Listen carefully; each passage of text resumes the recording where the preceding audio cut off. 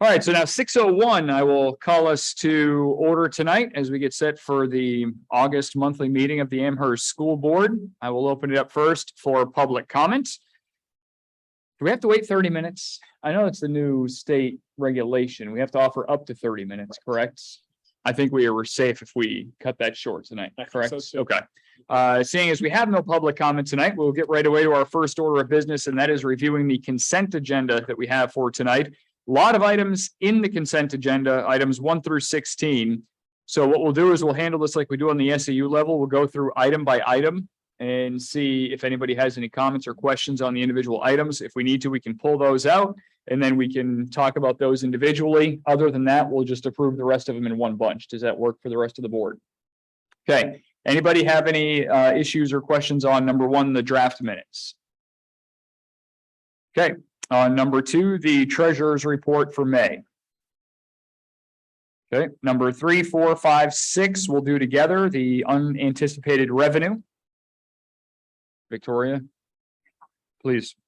Yep, I just wanted to acknowledge and thank the groups where we've received the unanticipated fund revenue. So the information is all in the agenda packet, but I think it's important to note. Yep, I was going to do the same thing, so thank you for that. So we were set with 3 through 6. Number 7, the legislative update and SAU action plan. All right, number 8, the Amherst summer update. The CW student handbook, number 9. Number 10, the AMS student handbook. All right, numbers 11, 12, and 13 we'll do together. These are the safety applications through the Homeland Security or Department of Homeland Security. They've been redacted to keep the safety information confidential. Certainly something we can talk about in a non-public, so the board has greater insight into this, but in terms of what's been released publicly, any questions on that?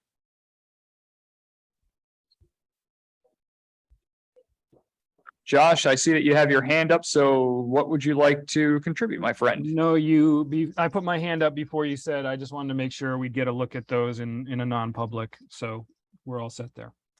Yep, correct. We'll make sure that we can do that tonight in our non-public session. Same for numbers 14 and 15. Any comments on the publicly available information on those safety plans? Okay, and then lastly, these number 16, the facilities update. I would like to comment that the amount of work that they've been doing this summer has been tremendous. June and July was many pages deep in our report. So I thank Roger and his entire team for that. Anybody have any questions on or any points to bring up for that? Okay, so I will take a motion to approve the consent agenda as is. Yeah, you do have to turn the mic on. Yep. I'll make a motion to approve the consent agenda as is. Okay, I have a motion. Can I get a second? I'll second. I have a second from Victoria. And all in favor? Actually, we have to do a roll call vote, and I screwed it up again, Josh. So first of all, before we do a roll call vote, Josh, please confirm that you are alone and that it is unfeasible for you to be here tonight. Yes, both of those things are true. Okay, so now, without any further ado, we can do our vote on this, a roll call vote starting with Josh. Conklin, yes. Parisi, yes. White, yes. And Gothier, yes. And Jason, I'll actually have you just grab that other microphone right next to you. There's no reason why you can't have your own tonight. But it's a privilege. We'll take it away if you abuse it. So, all right. So consent agenda is approved. Next item, we will talk about the budget master calendar. This is something that our business administrator, Amy Facey, has worked on not only last year or this year, but last year as well. And I think it certainly added a big aid to the budget process for organization and for really laying out a timeline to keep us on task. So I will let Amy present this again for tonight. Yeah, great. Thank you, Tom. So yes, you have in your packet the FY24 master budget calendar, and there's the Amherst detail. So you'll see the first section is the budget creation, which takes place during August and September. Ways and Means actually met last night, so we went over this information with them as well. And non-personnel budgets are out to administrators and are coming into us. We're working on our staffing plan, and we have meetings set up for internal reviews. Following that internal process, the draft one of the budget will be presented to the board in your October meeting. And we'll have the question submission forms that we had last year, and those will be open following that meeting. Following that, we will have our Ways and Means Subcommittee meetings, and those meetings have been scheduled with administrators. This calendar has been given to Ways and Means, and they are going to be signing up for their committees. So once I go through this, I would ask the board to, if you could either sign up tonight or develop, have an email where you can sign up for these committee meetings, and I can get you invited to those meetings. So just to a bit of a deviation from last year, how we're going to be presenting the budgets. We're going to have a draft one that will be presented in October. As I said, we'll have the subcommittee meetings, and Ways and Means will meet, and then we'll do some work based on recommendations and anything that needs to be adjusted.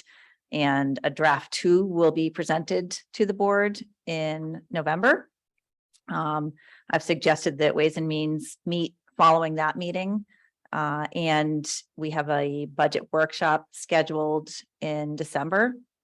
And then following any work that is done there and any changes made, we'll have a draft 3 budget presented to you at your December board meeting. And hopefully that is the final version, but you do have an opportunity in January when you're preparing for the public hearing, an additional board meeting if there are any last minute changes. And the rest of the dates are the town meeting governance SBT requirements that I've just filled in so that you have those available. You'll see there's a bond hearing date that is scheduled for January 9th. And the budget hearing on January 10th. There's a board meeting where you would have your deliberative prep, and then deliberative is February 6th and district voting is March 14th. So that is the process with dates filled in. So I'll take any questions and would look to have you to have board members sign up for the individual subcommittee meetings. Okay, so any questions from the board? Josh, I'll open it up to you first because I cannot see if you raise your hand, so I'll open it up for you to begin. Thanks, Tom. I don't have any questions about the timeline. I appreciate all the work Ms. Facey has done on this. It's helpful to have this in a single page that we can print out and keep an eye on as we move through the process, but I think it makes sense, and I'm happy to sign up for some committees. Anybody else have any questions on the overall process and timeline this year? Terry? I do not have questions, but I also appreciate the fact that we have it so upfront, so we can plan around it. Good. So thank you. Yeah, you're welcome. So my question to the board is, everybody ready to choose committee assignments tonight? Everybody's comfortable doing that. So Amy, if I'm not incorrect, it starts off with school nutrition and goes down to the capital items, correct? Those are the items, the committees we need to assign tonight. That's correct. Okay, so we'll start off with school nutrition. Josh, if you would like to do one of these, just please, I'll ask you first, because again, I can't see if you raise your hand, and this way we can hear you, and then we can go forward to anybody that's here internal. So I will start off with school nutrition. Is this something that interests you, Josh? It's not one I have done in the past, so if someone else wants to take that one, that is fine. Okay. Anybody else on the board interested in school nutrition? The only thing that I would say, like looking at the schedule and the times, I'm happy to do any of them. I would just like to make sure mine are on the same day, so I only take one day out of work because they're in the morning time. Okay, so which one of those days would you prefer to do? It is immaterial. Doesn't I matter. would say I would probably avoid doing the 2nd of November for you, Jason, just because those are 2 heavy budget ones with Clark Wilkins and with AMS. It may be more beneficial to let that be split amongst the rest of the board. So if you want to do the 4th, I presume is a Thursday. Would you prefer Thursday or Monday? Doesn't matter. Doesn't matter. Yep. So let's have you do the 4th of November. So special services and the capital items. One that's fairly heavy and one that's fairly light. Okay, and facilities too. There we go. So it's facilities as well. Are you comfortable doing those three? That's fine. And you don't have to do all three. You can just do two of them and then, not have to worry about Special all three. So, services And capital. Yeah, I mean, whatever.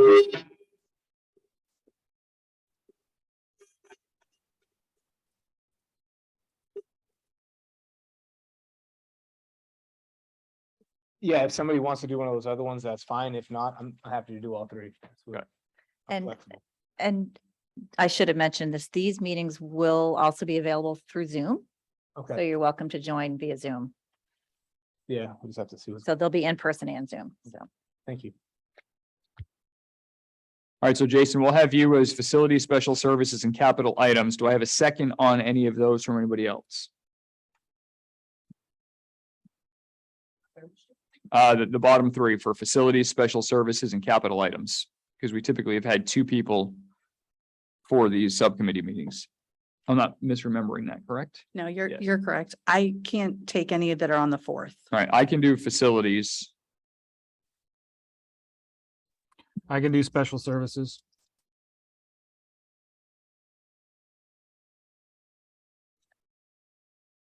So I I'm can- writing these down as we go, just so I can make sure we touch them all. on Trello as well. Okay. Yeah. Capital items, I think we only need one person. That's not a huge budgetary item anyway, unless I'm not remembering anything that's going on there this year, Amy. I don't think so. Okay, it's typically smaller, or at least it has been lately. So we'll plan for one for that, Jason, but if something comes up, we can adjust. So.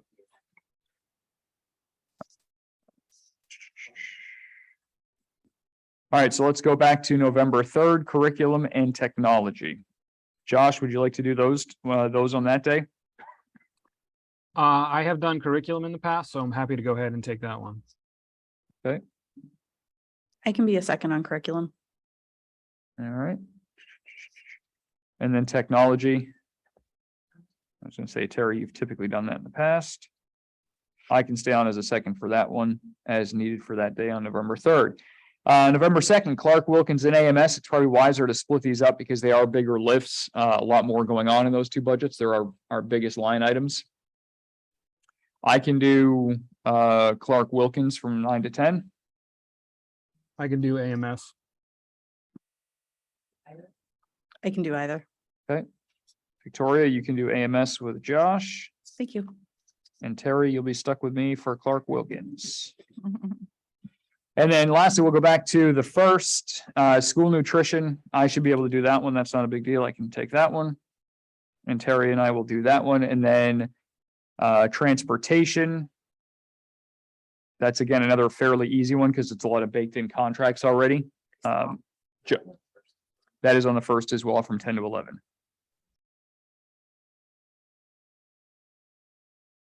I can be a second on that one. I can do it if Okay. if you need it first. And again, these are just in pencil now, except for the ones on Trello, but those are easily erased if we need to, so we can focus on moving these as we get closer to those dates. But at least now we can, if anybody that needs to take time off work or needs to work around work schedules, we're able to make those accommodations now. So do you have all those, Christine? We're all set? Okay, perfect. Anything else, any other points on the budget calendar that we need to touch upon now? I don't think so. Okay, Thank you. thank you. Hold on, let me pull up my agenda again as we, there it is, hold on.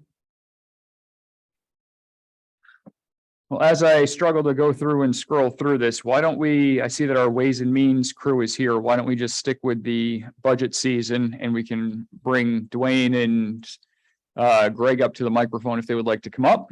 And we can, essentially what we're going to be doing here, this is going to be part of a standing conversation that we have, something that we wanted to do to increase communication between the board and Ways and Means and allow Ways and Means the ability to ask questions of administration or budget leaders as we prepare this. It's a way for things to be a little easier time-wise for everybody, get everybody together in one place. And then we can continue to have those conversations with the full board that we may not have been able to have in the past other than for one or two meetings. So if we do this on a monthly basis, we're able to have that communication ongoing throughout and hopefully be able to cover some of these issues as we go through this process. So I will introduce Dwayne Purvis, who is the chair of the Ways and Means Committee for the FY24 budget season. And I will turn the microphone over to you. Well, good evening, everyone. Welcome and congratulations. Congratulations. Yes, Dwayne Purvis, and I'll quickly introduce the new Ways and Means Committee. On behalf of the moderator, Nate Jensen, we have Micah Killian, Jeff Candido, Steve Frates, Greg Fritz, Steve Harris. Steve Harris is an alternate. Muzammel Husseini, myself. Kelly Schmidt is also an alternate. Marilyn Gibson is an alternate. And that's all. So that's our new or your new, the district's new Ways and Means Committee. I'm gonna go through the list again.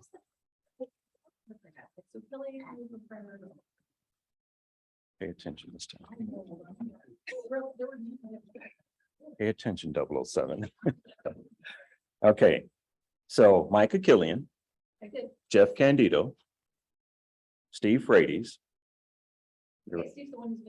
Oh, you're typing, okay. Greg Fritz. Muzammel Husseini. Okay, thank you. You're missing one. We are missing one. Both.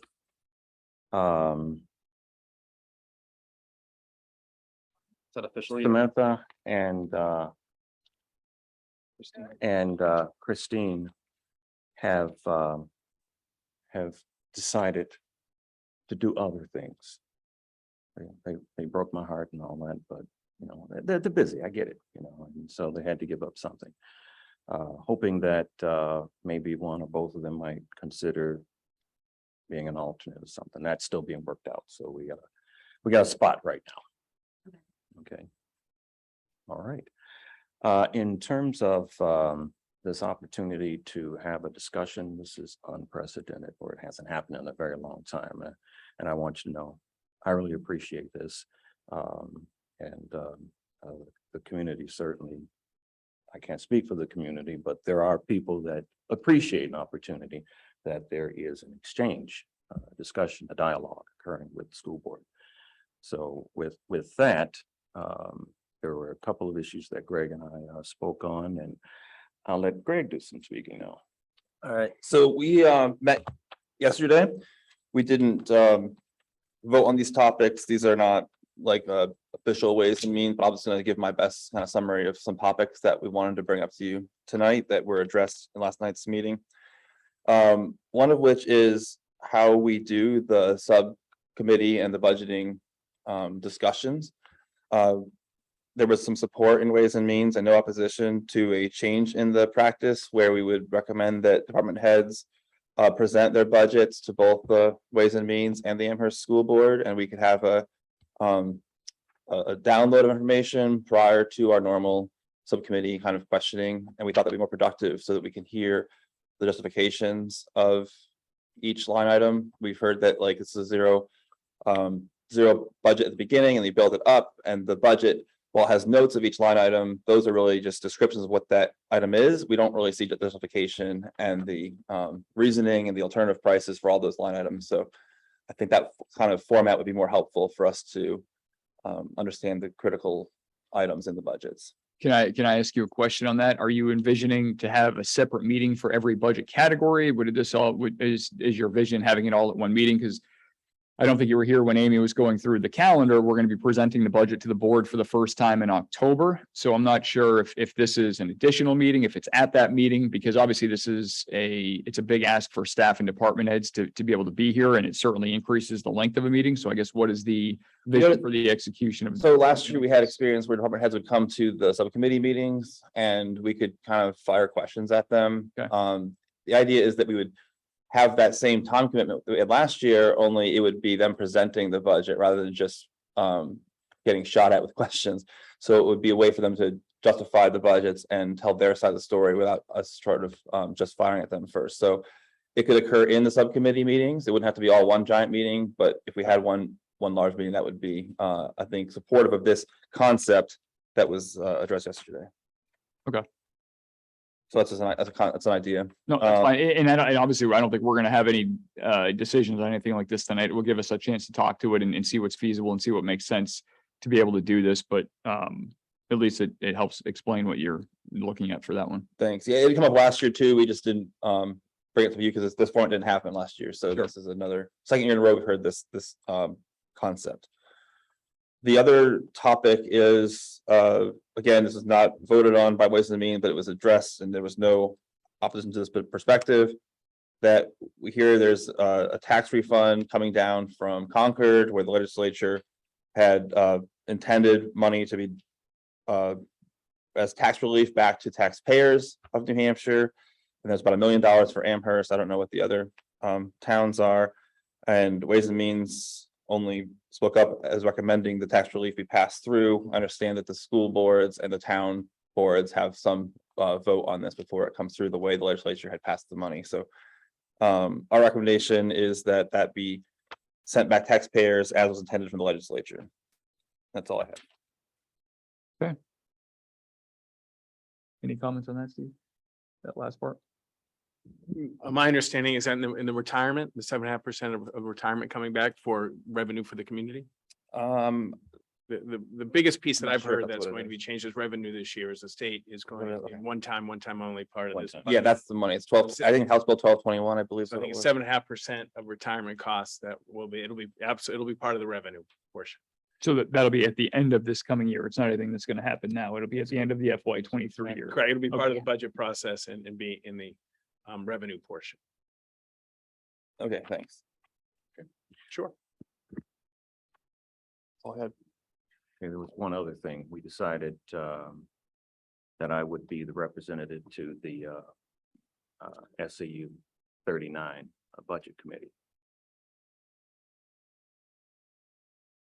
Okay. Did you guys have anything for us? I will open it to the board. Any questions for Dwayne or Greg?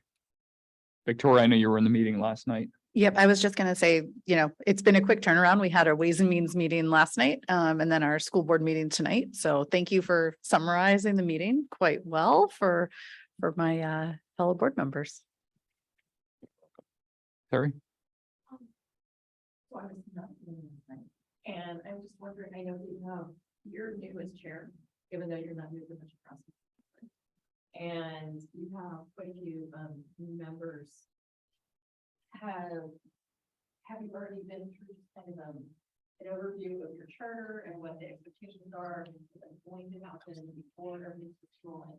I think that sometimes We have, and I apologize. I did not, we have a charter, believe it or not, but I didn't bring it.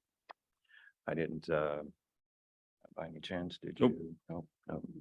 You can read it? So it's a, Oh, great. does it- Thank you. it's up in the charter though. So we have direction with the moderator on what Ways and Means is supposed to, how it's supposed to operate and how we're supposed to be interacting with the other members of the budget community. And then independent of that, last night we adopted a mission statement for ourselves to keep a eye on the ball, as Mike said, as we go through. So that's separate from the charter. But yeah, do you have the copy of the statement? Thanks. I do. So this is my latest copy of the mission statement. So I believe this is the one that went through last night. It says the Ways and Means Committee is a self-organizing advisory committee that provides independent input into an assessment of the executive budgeting decisions of the Amherst School Board, SAU 39, and school leaders.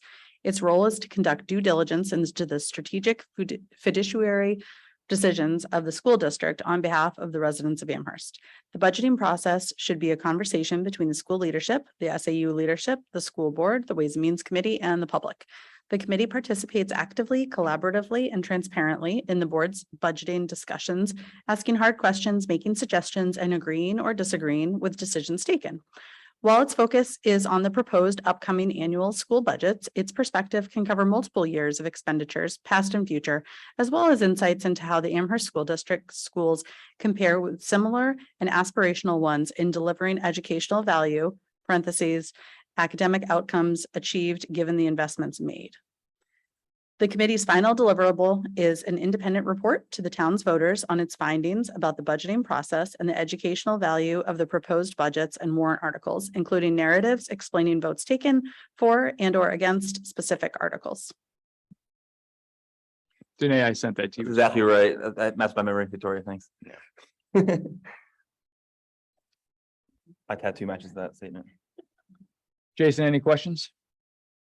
Okay, so I think it's a good start. I think it's a good base for us to start from as we go forward. Obviously, September, we probably won't have as much, but once we get to October, I would expect that we'll have some pretty good conversations, and Dwayne and I will stay in touch, and obviously anything that we share back and forth agenda wise, we'll make sure that we include it in minutes. So that way it's in the public discourse, and obviously it'll be something that we discuss during the meetings, but I appreciate you guys volunteering your time. I know that this committee this year has been especially active thus far, far more than any other Ways and Means Committee that I've seen in the past. And that's not a slight against them, but it's a testament to your dedication to this process. So I thank you for your work with this. We don't know any better, so. That's all right. We'll figure it out. All right. All right. good. Yeah, exactly. You have more meetings, will show up more often. Say that again. You have more meetings, will come more often. Yeah, that's fair. And maybe we won't be having this conversation by the end of the year. We'll say, gosh, just get rid of those guys at this point. So, but no, I say that jokingly, but That's the thank you goal. again. And we'll look forward to monthly conversations. We will love you still. Thanks. All right, guys. All right, so as we go on in our agenda here, we're gonna just mix things up a little bit. We'll hit all the items on there, but I will go to Superintendent Chamber acting. Do I have to call you acting, or do we just call you? Interim, excuse me. Interim. Would you prefer that, or can we just call you, knowing that it is interim? Do we have to say it to make sure that we don't forget it? Yeah, I serve at the pleasure, but interim's not a bad Okay. word. So. So interim Superintendent Chamberlain, and we'll have our superintendent report, which will focus primarily on enrollment and staffing at this point. Sure, just wanted to bring a couple of things that I noted in board notes. I had a wonderful meeting earlier in the end of the school year with Makerspace. That's up and running, right where it is at Amherst Middle School. It's going to grow, and Krista and I will work on some residual funds that are significant for the unified arts area. So great partnership. It's going back. It's back up and running. Adam and Roger and I and everyone's going to be great. We have changed all the start times for middle school home sports. There won't be any early dismissals for home sports next year. So that's a good thing. That's progress. And we're taking, Kristen and I are working hard on the middle school sports piece. At a previous board meeting, the board charged, and we made Brian and I, and made some effort on recouping some funds to the broken devices throughout the year. To completely honest, this is something that I could have done better, and we could, but better procedures. We are working with the community members.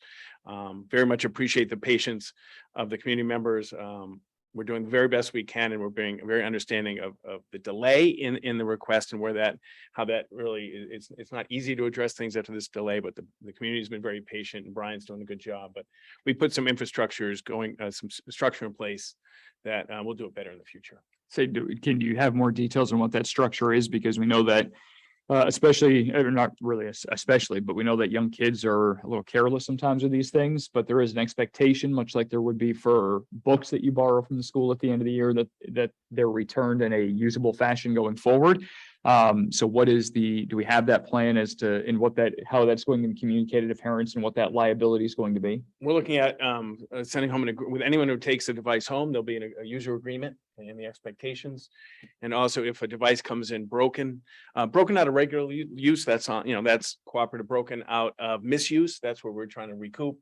And the turnaround from the time the device comes to us to the attempt to recoup funds will be within 1 or 2 days, as opposed to months. Okay. And then parents, if they have a concern, we're addressing it right away, not with a memory of 3 months. Okay. And so that's some of the procedures we put in place. We'll do it better in the future. Okay. The last piece, and I'm glad Kristen and Kathleen are here, just a little bit about enrollment. And Kathleen can speak about her tense and agita ridden summer with it, but it's wonderful. We love, so right now, as of very recent, I think yesterday, we're at Clark Wilkins at 716, which in talking with Kathleen yesterday, it looks like it could be the biggest, largest opening in a long time. So last year, like our kindergarten last year was at 122. Now first grade is at 142. So that's plus 20 from last year's kindergarten to this year's first grade. So that's a growth of 20, which it's big. That's a full class. So with Kathleen, Christine and I, and we all met and we moved a section from kindergarten up to first grade, reallocated some para support to make sure that we did everything we could for those classes. Class size right now in first grade is about 18, kindergarten's about 21, but again, in kindergarten has a second adult full-time in there to support that. So 716. Whew, that's good stuff. At Amherst Middle School, we are looking at open up at 634. We're with 10 new in fifth grade, 8 new in sixth grade, 7 new in seventh grade, 4 new in eighth grade. So we're growing there as well, a little bit more spread out, not like 20 and 1. We're looking at right now 634. We'll have obviously the October 1 enrollment is the big enrollment for tuition, all that fun stuff and reporting to the state. But we're growing, and certainly at Clark Wilkins, it's a crowded school, without question. Questions about any of those topics, makerspace, devices, start times, or enrollment? Victoria? I did just ask Jason if he'd like to talk first, just so anybody knows they can talk first. So my first question is the devices. Is that agreement something that will be going home in the beginning of the school year with families? We're working on it as we speak, and it's going to be for the students who take the devices home. So it's not the in-school use. So we actually have a leadership team tomorrow, and it's on the agenda for tomorrow. Okay, from what I understand, middle school seems to take devices home relatively regularly, so that's where I was asking from. Yep. What was my other question? Enrollment. So we know that we have class size goals, 21 in K seems like it's probably on the high end. I'm going to venture a guess that part of our restriction is both space and budget to have an additional K section. Is that true? Both items. There isn't much space, and in a default, we did everything we could to adjust as much as we could. Okay, so with the default budget, putting that teacher into first grade and then full-time paras in kindergarten is for the best educational outcome? We believe. Great. Jason? Yeah, I mean, Victoria kind of already spoke to what my largest concern, which is obviously nothing, and but just class sizes increasing, and obviously I think that's something we need to.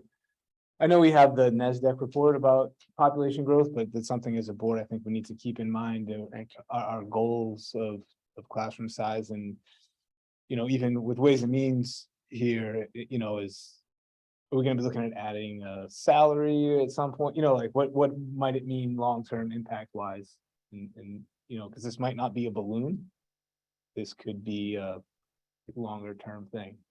Yeah, no, thank you. I appreciate that and agree. We have to keep enrollment, class size in the forefront of what we're doing. Terry? Of course. So how?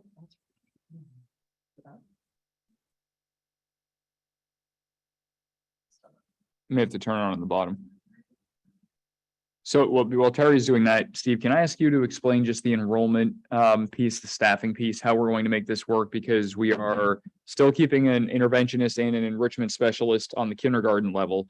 And then we are also bringing back full-time paras as opposed to Correct. The 10 part-times. And so they have the second adult, but it is now back to the full-time model. Can you just walk through those as to the rationale behind it and what that does budget-wise?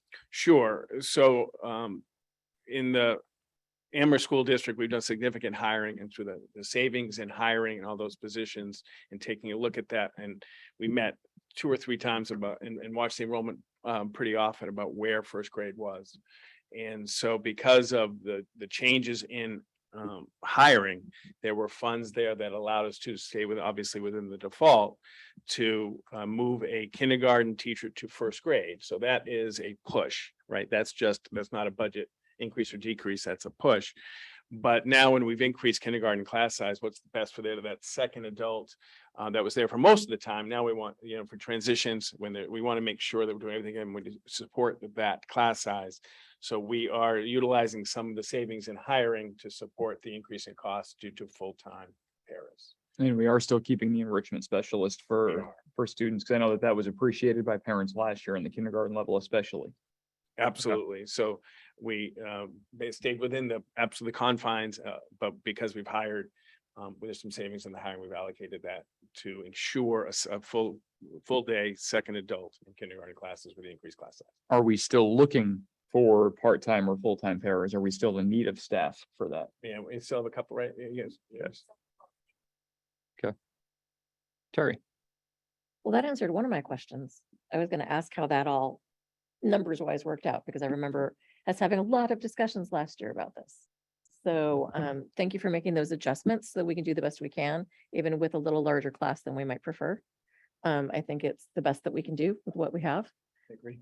And thank you so much for the work with Makerspace. I know a lot of people are really excited to see that up and going full time again. And I think it's such a great community thing that we do that's unique. And so thank you for coming in. All of the original, most of the original players for that on the administration side are no longer with us. So thank you for being its new champion, because I think it's such a great program. It is an extraordinary community school partnership Yes. with an incredible respect for both parties and safeguards put in place, and I've never seen anything like it. And it is so strong, and the kids in the entire Unified Arts will benefit from this, because after the couple of years, there is significant funds, and though it can go anywhere, their hope is that it stays in the Unified Arts area because it's from the Unified Arts Right. area. So that's for Chris and I to meet with those folks, but they're anxious to deploy some of these funds to help the kids, but it's an extraordinary partnership with this community, Terry, it really is. I am so glad, because I totally agree. And I think that we really need to, one of the things that I know is on our list is really getting the word out in the community for some of the great things that we do. And I think that's such a wonderful example of a unique program that it's so happy to see it back in full swing. Me too. And I really want to thank you for putting the time in for, I know scheduling is a bear no matter what. There's no perfect way to do it, but really trying to keep our student athletes in the class as much as we can, and pushing back on other districts and saying, I know you're not always going to love us for it, but sorry, we're going to respect our times. We're going to respect our student athletes. And so thank you for really all the work that I know has gone into that, because none of it's easy. And so thank you for that. And I know so much summer work has gone on, and I'm excited to see all the updates on the summer work. And so if there's anything else, I think we're going to go over some more of it in a little bit. Yes, some of the summer stuff. It was not an overall review of that. Yeah, It was our increasing. summer like PD and curriculum. Were you asking that or no? Yeah, Yeah, all of, that was okay. Is there anything you'd like to highlight, since, sorry, I missed my chance. It's all good. Because I think that not everybody gets to read the notes, right? And it really is, everybody sort of unplugs at summer and they're doing their own things, and they forget how much goes on in our buildings in the summer. Mhm. I know people ask me sometimes if I work during the summer, if I have the summer off, and I share with them summer is busier for me often than even sometimes during the school year. We had a really busy summer, but exciting summer. And let me get to my notes just to highlight a few things. First of all, we started in June with responsive classroom training, and we're really excited to bring teachers, both Amherst and Mount Vernon teachers, in to dig deeply into how we provide supportive, positive classroom environments for our students. So that was deep 4-day training. We worked with our mentors, our mentor facilitators, to help redesign our mentor program. So that was pretty exciting work we did. We also had our Title I programs happening this summer. And again, Meg was overseeing our ESY program. So we had students and teachers in the building through much of the summer as well. Some other highlights, we did a new administrator training. So Kristen was able to join that. And she even shared, she said, wow, you don't just throw me in, you actually give me training. This is exciting. So we had a nice group to have our new administrator training, and we've done some MTSS work and leadership training with our new data analytics platform, Unified Insights. So we did training for the leadership team, and then also had an MTSS leadership team meeting. And some upcoming things that at the time of the report were upcoming and actually have just happened. You may have even seen the sign I have not erased yet downstairs. We just did our Bridges math training.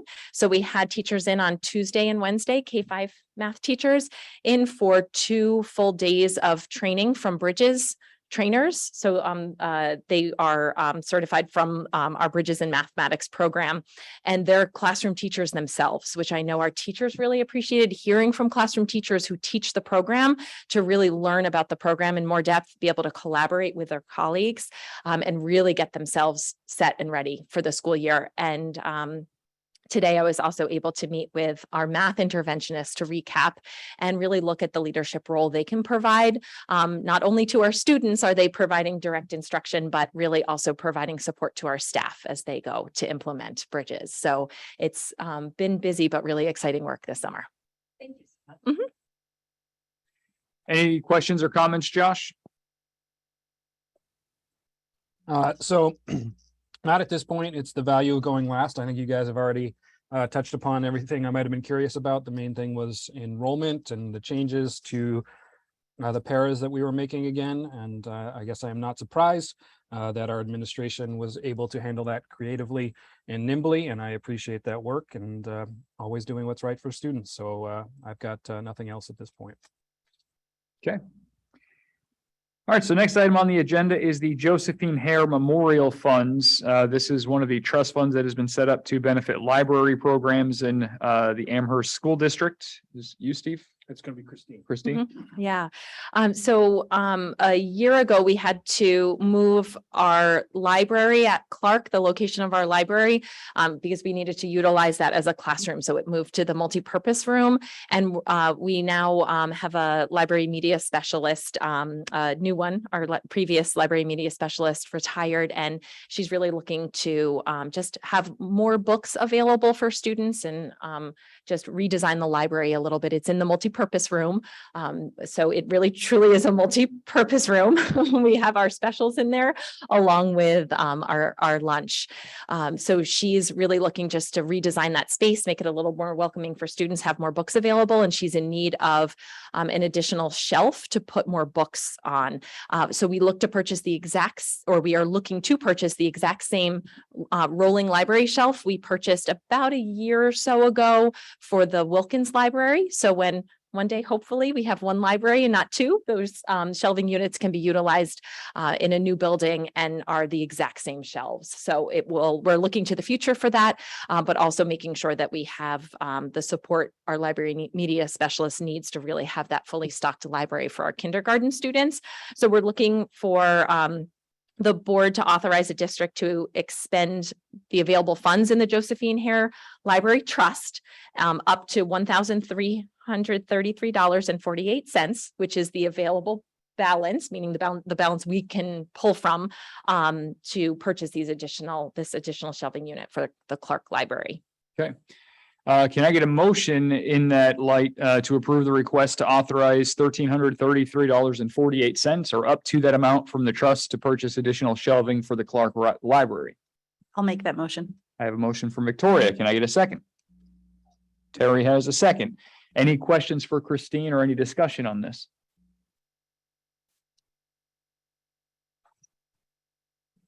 Jason? Sure. I think you already answered this, but I just want to emphasize that this is an expenditure that's not like a one-time thing. This is something that hopefully we get a new elementary, that this is something that's coming with us. That Yes. so it's an investment. I just want to highlight this Yes. is a wise investment. This isn't just like $1,300, and if we get a new building, It's gone, a right. problem. Right. Yes. Yeah. They're actually rolling shelves, which are really important for libraries, just to be able to utilize those space in, creative ways where the books can sit on the shelves and then be moved and rolled out of the way to create larger spaces. So not only does it support flexible spaces and, utilization past just a library, they're heavy duty enough that would be utilized for a long period of time. The shelves that we actually, when we removed the shelves from a few of our shelves from the Wilkins Library to replace with this same shelf.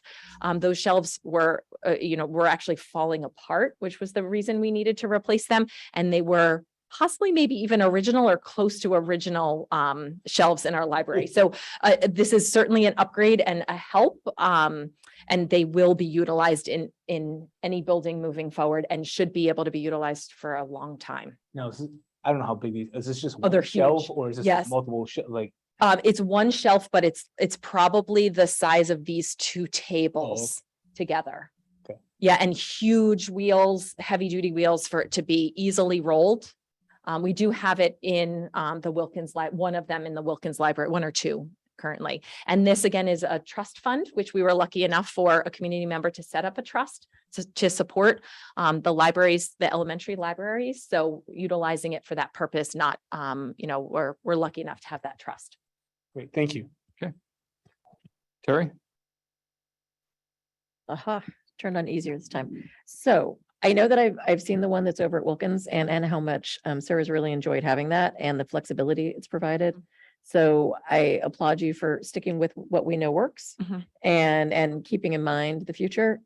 I also, especially having more kids over there, giving them more choices, I think is so huge. Like I know that with our full day kindergarten, one of the things the teachers really talked about was the fact that the kids love when they get to have like 3 activities to pick from, and then they get to choose something. So I think at that age, especially having lots of choices, having lots of interests that we can cater to, having that expanded capability, I think is going to be really essential.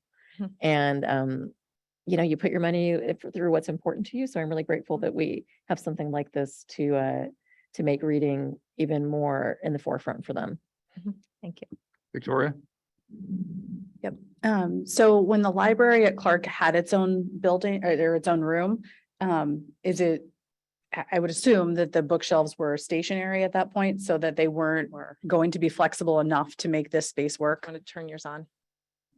Sure, they were a mix. So the ones that were movable, we moved to the multipurpose room and we're using those. And then there were some that were built into the classroom. So that's become a preschool classroom. So the preschool classroom is using those shelves for their supplies.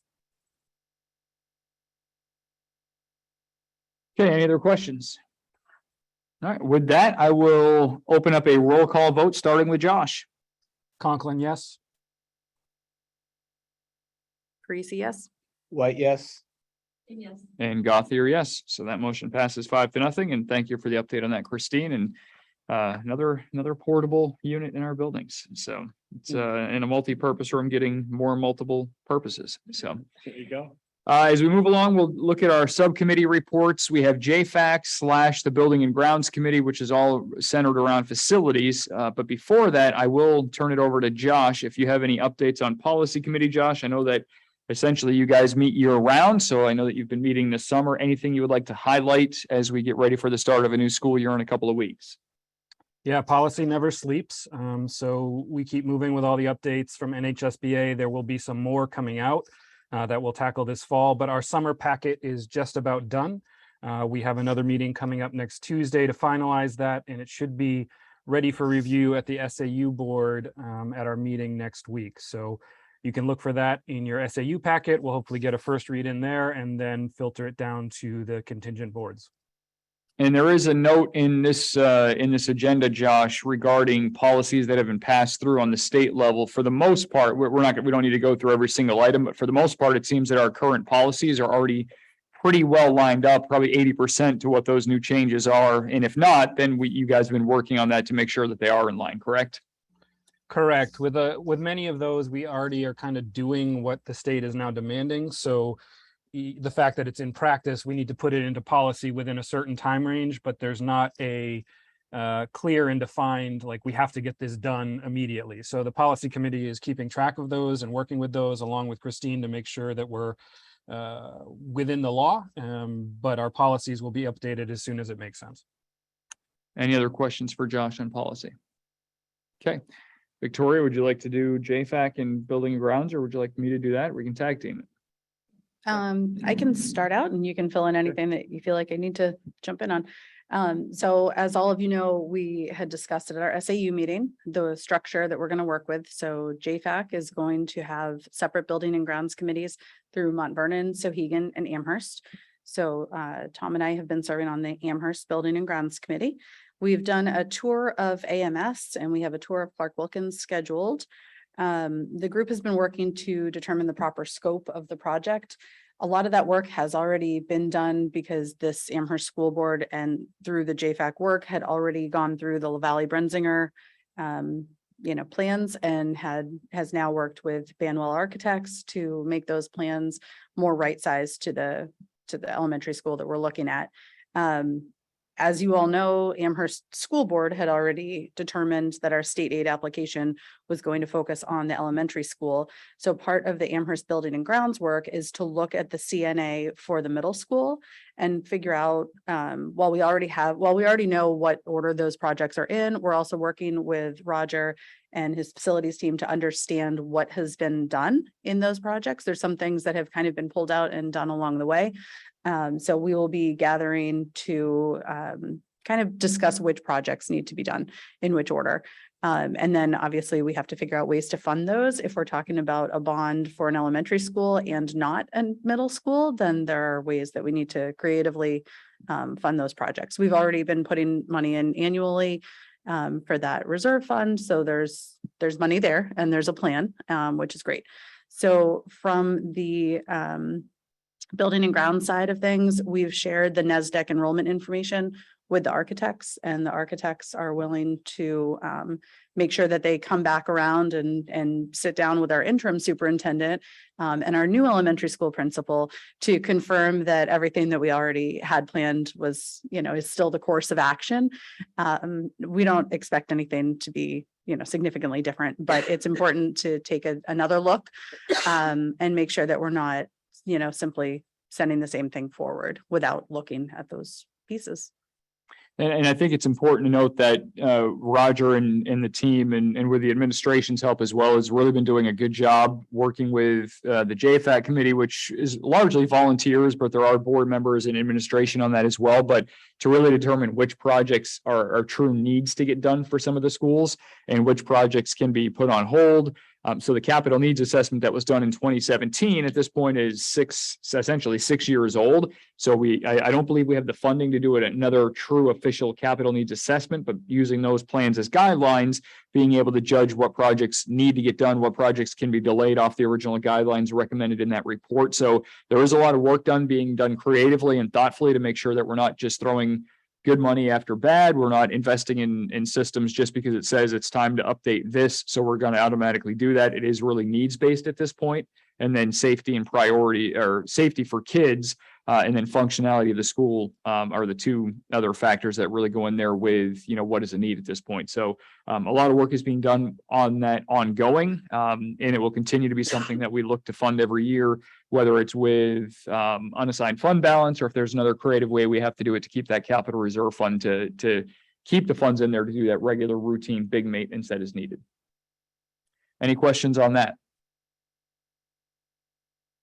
Okay, so we'll have updates on that every month. I think we're meeting every month anyway, and I think Building and Grounds is every 2 weeks, if I'm not mistaken.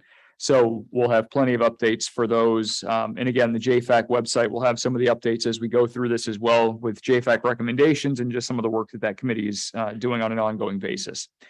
Can I chime in one more time? Yes. The JFAC website that at this point highlights the Amherst project, because that's what the scope of the JFAC website was set to do last year, has been updated with a lot of information regarding the Amherst Elementary project. So for anybody looking for more information, there's a lot out there to look for. And the last thing that I will add on this is that we are doing a lot more work. Victoria mentioned the Building and Grounds for Souhegan and for Mount Vernon as well. It's really to incorporate them. Some of the feedback we got back in April when we had some of our community sessions to talk about the project, why the project might have failed, what voters were looking at. And we actually had Mount Vernon folks that said they felt really excluded from that process and they were going to be footing some of that bill through the tuition agreement. So we are working with them. They're a lot more involved in this process. In the end, it will come down to Amherst voters to approve any project that goes on there, but Mount Vernon is going to have an impact because this does potentially impact whatever they want to do down the road, whether it's a new 7 and 8 building, if it's continuing on with what we have. So they do have a vested interest, and it wasn't intentional that they were neglected last time or as opposed to completely omitted, but we're certainly working more diligently to make sure that they are involved in the process from the get-go this time. And, knowing that they're a non-voting party, but they're still an interested party in it. Next on our list is an update on school nutrition and our meals with our interim superintendent. Sure, happy to do it. Thank you to Amy and Crystal. They've worked hard on all the districts and schools regarding the regulation and complying with the regulation regarding school lunch prices. Each year it's good as a review. Last year at Amherst Middle School, the Universal National School Lunch Program increased revenue extraordinarily at the middle school, so we had a surplus. And after lots of discussion with Crystal and Amy, we believe because there is a surplus that it's not the right time to increase lunch prices at Amherst Middle School or breakfast prices. So our recommendation is to stay level this year, and the surplus will be used to shore up some of our equipment. And also you can actually carry a balance in the food service program for the future. So Crystal's doing a great job. Amy's doing a great job working with Crystal. We really have someone who at any time I can walk down the hall and say, hey, how much was this price and how much of this is done? I've never seen that before. Her intimate on-call knowledge of lunch and her passion for it. We'll talk more about this, about the impact of inflation at the SAU board meeting next week. But today, her challenge today was just over the supply chain, that one of the major suppliers changed 6 different parts of the menu. So there'll be new menus coming because of the supply chain in our schools, but we have the right person with the right knowledge, with the right passion doing this work. So again, fundamentally, we are recommending not an increase in prices because we have a surplus. It's not the right time to raise prices for Amherst Middle School. Surplus even with the increased costs of food with inflation. So that surplus is from last year. But we will have some in reserve to help at least soften the impact of inflation. But next week, you're going to see big news. Chicken nuggets is up. The price of chicken nuggets is up. The price of pizza is up. Chicken nuggets is a catastrophe. No, I'm just kidding. But next week, we have a little bit of just data about how inflation is impacting the SAU. Okay. But yes, chicken nuggets are up. Any questions for Steve on the school nutrition? I will go backtrack for one little bit. Josh did have a couple of other committee updates that he wanted to get to. So Josh, I apologize for not asking. I will yield the floor to you. Oh, no problem. I appreciate it. I just wanted to update folks on the Superintendent Search Committee Subcommittee. We have been in touch with our leader over there with NESDAQ, Ken DeBenedictis, and we have a meeting in the process of being set up with him, not next week, but the week after. There will be some stuff in the SAU packet that they have already sent us, so that process is moving quickly. And I think it was great that we were able to get that started at the SAU level a couple of weeks ago, because it does inevitably take a little time, but that is moving forward, and you can look forward to some more information in your SAU packet, which actually, I believe, came out this morning. Also, one other small note, just as we gear up towards school and we get ready to head back into the classrooms, the PTA, as always, is in need in volunteers. So if you can, if you're able to, go to the PTA website, sign up, get into our schools and make a difference, because we are always needing more volunteers. So I just wanted to give that plug really quickly. Thank you. Okay, thank you, Josh. The last regular item that we have on the agenda tonight is our board goals for FY23. Something that we actually worked on last night. We had a bit of a deviation for us and something I think was very helpful, and hopefully that we'll be able to continue going forward next year. But we had a mini retreat, we called it yesterday, to really talk about a couple of key items. One of them was negotiations with the AEA and the ASSA. And then it was a big part of what we talked about last night was our board goals. And that ties into both the contract negotiations and the search for a superintendent. So we kind of went through a rough draft last night, and then Victoria worked on our quote unquote final draft here tonight. So I'd like to go through these just one by one. Terry, you're seeing this for the first time, or at least being able to participate in the conversation for the first time. Everybody here has had a chance to review. This will make its way into the minutes so that Danae can look at it. But just a chance for us to talk about these goals, any final tweaks that we want to make to this going forward. Anything you would like to touch on the high level, Victoria, knowing that we just talked about it last night? Nope. Okay. So we broke them down into essentially 3 different categories: student engagement and achievement, which a lot of this was adopting policies in accordance with the SAU 39 policy schedule. But a big part of this was also really supporting the administration in a couple of key areas that the board has asked about and that the administration has been working on. And this focuses on supporting the math program at the elementary school level, behavioral improvements at the middle school level, something that Steve and company have been working on with Kristen, our new AMS principal here over the summertime, and really at the end of last year as well. We've seen a lot of behavioral issues, I would say, come up, and it's been a common occurrence across schools in the country. But working on a program to improve this, and then gaining an understanding of the current literacy levels and literacy performance across our entire district, pre-K through 8. So our action for this, our request of the administration, is to be providing updates throughout the year, updates on that math program, updates on the literacy scores, and then different ways that we're really studying literacy and its impact on students, and some different metrics to be able to measure beyond just test scores for all of this. So Steve, do you have anything you'd like to add to that? I know we talked about it last night. Great. Okay. Any questions on that, Terry? I know you weren't here last night, but do you have any questions or follow up on it? I can't help it. I only have a question on the action. Yes. So a minimum of 2 ASB meetings, would it 3 per item overall? That seems like, No, it's 2 meetings for the math program, giving an update on that, how the implementation is going. I think that we'll have our natural, and if I'm wrong and on this, correct me, but we'll have our natural meetings where we look at NEWA score, test scores, we get some results on that, adding in some just different program updates on the math program. I think it's going to be test scores are only a part of that this year. I think Right. the implementation, the review, the teacher feedback, student feedback, seeing how that is going anecdotally and statistically.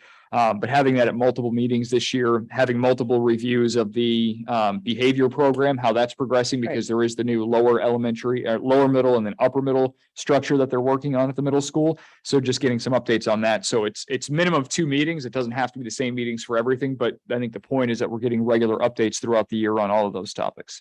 no, and which is exactly what I was hoping for. I just wondered how we chose 2 as the number, if it was, but that seems appropriate to have it at least 2 times. but Correct. Per item, spread as it makes sense.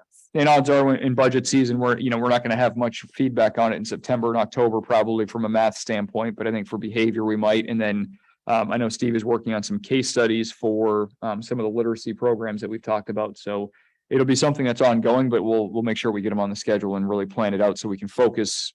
So they're not all jammed in one meeting either. We can really focus and dig in on some of the stuff individually as we go along too. Nice. No, that's great. Thank you. Next up, community engagement, continuing something that we've really worked on the last 3 or 4 years, but continuing, monthly letters in the Citizen, including the mission, promoting the mission of the SAU. Victoria mentioned yesterday that we've seen some feedback where citizens and town voters really don't know what the mission of the SAU is. So being able to tie back to that, covering some of our SAU updates in those letters as well, looking for ways for board members to have community sessions with voters as well. Sauhegan is working on something like this where they're going to be meeting monthly, a different board member. I don't know if it's determined it's at the library, but basically just having ways for voters to meet up with board members outside of these meetings on a one-on-one basis. So we're looking to partner with them. We just talked about it last night, so we haven't finalized it yet, but essentially going to the library for an hour with a Sauhegan board member and just letting voters know that we're there if they have questions. And odds are if they have questions on Sauhegan, they're going to have questions on Amherst, but making ourselves a little bit more available publicly in addition to what we have for our regularly scheduled board meetings. And then as a board, just going through and getting into the school buildings a couple of times a year. Terry, you've been a big proponent of this, something we haven't been able to do the last couple of years, but working with building leaders to go through and just see how things are operating. It's one thing to get a tour of AMS or Clark Wilkins when there's nothing going on or during the school year, or even worse, when there's nothing going on in the summertime and the building's pretty much dead. So getting a chance to go through during the day, even if it's just for an hour, just shadowing with a building leader and looking at some of the challenges, some of these successes, and really getting in there and just being, more of a face so that students, recognize us and teachers recognize us as well. And, providing, that channel for feedback as we go through as well. Any questions on that? Well, you already know that I'm a huge supporter of that. Correct. The LTE, do we have other ways that we think that we may make it available besides just in the Citizen? Because we know that not everyone has digital access, especially our older voters. Some of them are less comfortable going and finding all of their information online. Have we thought of, I mean, I know it's an ongoing challenge. Do we have some other ideas that once we write it, places maybe we could even physically post it? I think, we have the traditional places, library, town hall, but I think anything that goes with this, albeit minimal, there is cost involved. So I think that we have to just weigh as to what's the most efficient way to do that. I think trying to do monthly mailers or something is going to be cost prohibitive. You're looking at, Yep, 3 I to 4 digits. So I think it's just a matter of us trying to find those places where we can get creative with it. I think it's a good idea. Perhaps it's something we can get on mailing lists with the town hall and with the library to have them just print it and be able to post it in the library every month or in town hall. I do think we're limited as to some of those places, but if you have ideas, feel free to share them with me directly and we can work on ways to really come up with a distribution list. And ideally, actually, I can ask you this, Steve, are we able to do this, do you think, with Nixle and with communication with parents, being able to either include this in the weekly or monthly newsletters that the schools send out, or just doing separate Nixle blasts for board updates? Okay. Newsletters, you can put them in Excel, absolutely. I believe we started to do this at the end of last year, but certainly something we want to continue. So thank you for the reminder, Terry.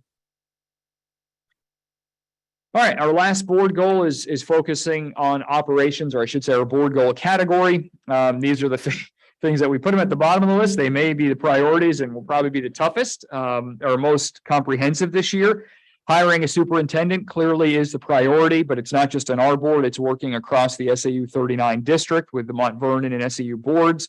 I'm sure that we'll discuss this first and foremost next week at our SAU meeting. I haven't checked that agenda yet, but I'm sure it'll come up at every meeting as we go through this process. Josh did mention that we're partnering with NESDEC to do this superintendent search, and we have confirmed NESDEC is not the organization that hired the Nashua superintendent who was not qualified for the job. So we're a step up on that right now.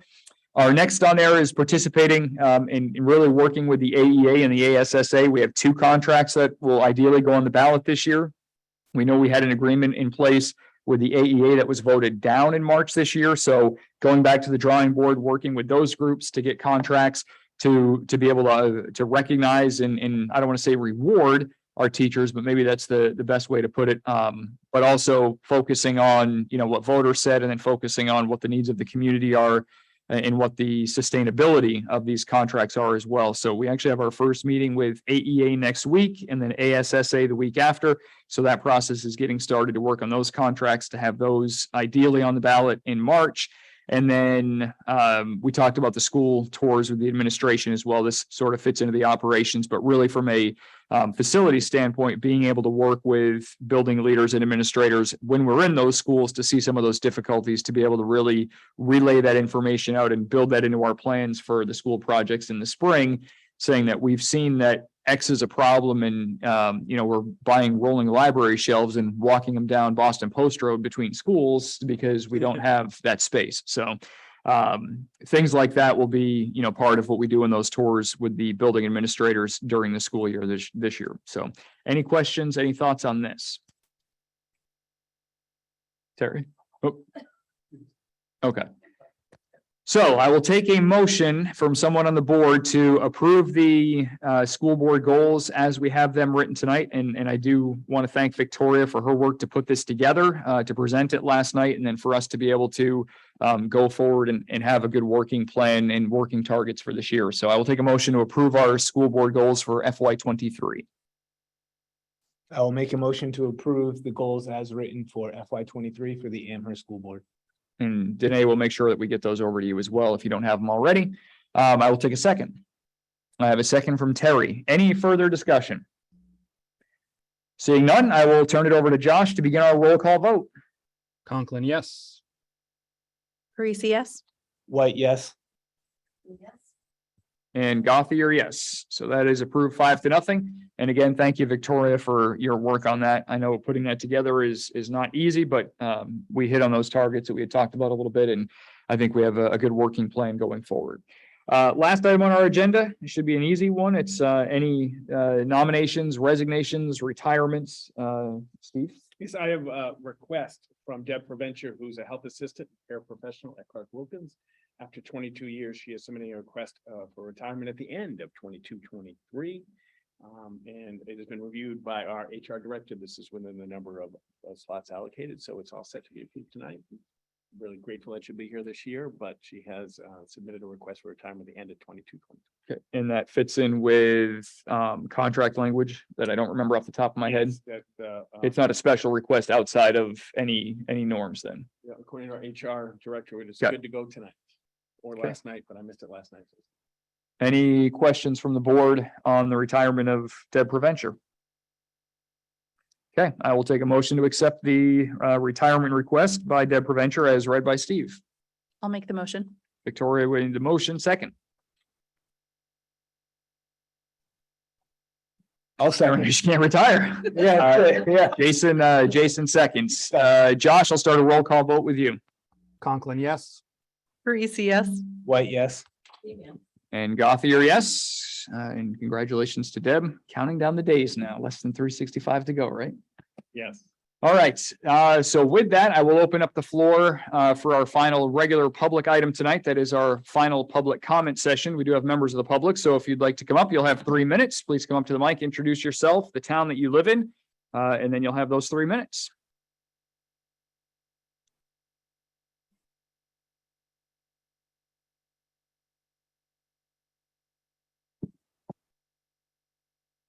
Hello, Greg Fritz, Amherst. And you are speaking as a Private citizen resident, as opposed to Ways and taxpayer. Means, correct? Never heard of that guy. Yeah. Great.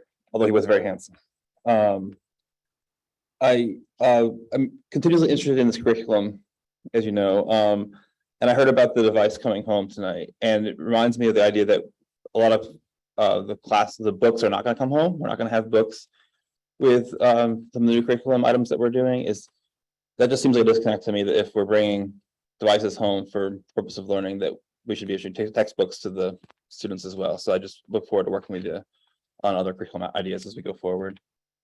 Jason talked about the class size. I mean, we're still under your goal of 22 for the, I think it's kindergarten was the goal of 22 or 21, I think. So up is still under your goal, and we're under the state max 28. So we can't just be making it sound like it's a high number when it's under your stated goal. I wanted to comment a little bit on the website. I think it looks really good. I like a lot about it, but I noticed there's different links for the calendars. So if you go to the main administration calendar, that has everybody on it. If you go to the Amherst School Board calendar, that's empty. And so it's a little bit confusing that that's not the same thing, but thanks for making that more user-friendly. And I'd like to know if we could get the agenda on that calendar invite. It'd just be easier for the public to kind of know when we're having topics on different calendar ideas. Let's see. All right, we'll talk about another meeting about the literacy.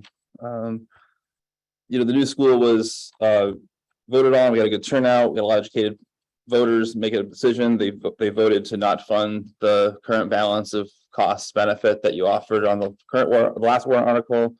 If you're just going to do a chop and do the same cost value for a smaller total size, in other words, both schools are in one school and the cost for that school hasn't been changed, that seems like ignoring the will of the people.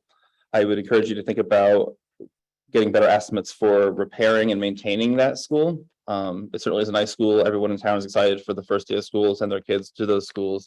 So I think there's a lot of interest in seeing something different come out of the warrant article this year. And finally, the email blast that you talked about, it's probably a good idea. I personally like being involved in school board, but even I don't read all the emails. It's a bit much for me. But remember, those don't reach about 75% of the residents in town who don't have that list. So there should be something else to reach those folks. And maybe like a non-circulating item of the library was a good option. So Yeah, and we'll take any suggestions that we have in this day and age of digital world. It's very hard to find those non-digital items that don't cost multiple hundreds and if not thousands. So any suggestions we have, if somebody wants to do a paper route and chuck them in yards, we'll gladly work on that with them. I got a bicycle you can borrow.